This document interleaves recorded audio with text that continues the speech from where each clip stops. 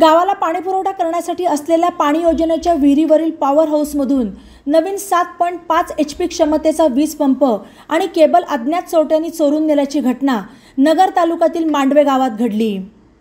याबाबत पाणी योजनेचे काम करणारे ठेकेदार केशव नारायण दरेकर राहणार निर्मलनगर सावेडी यांनी गुरुवारी 20 जूनला रात्री नगर तालुका पोलीस ठाण्यात फिर्याद दिली।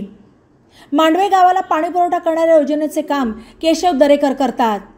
या पाणी योजनेसाठी विहिरीवर नवा वीज पंप बसवण्यासाठी त्यांनी हा 7.5 HP क्षमतेचा नवा वीज पंप आणला होता। तो विहिरीजवळील पॉवर हाऊसच्या खोलीत ठेवलेला होता।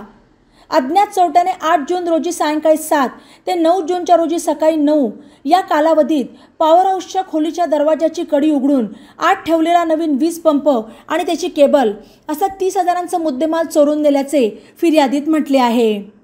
फिर्यादीवरून अज्ञात चोरट्याविरुद्ध भारतीय दंडविधान कलम 454, 457, 380 प्रमाणे गुन्हा दाखल करण्यात आला।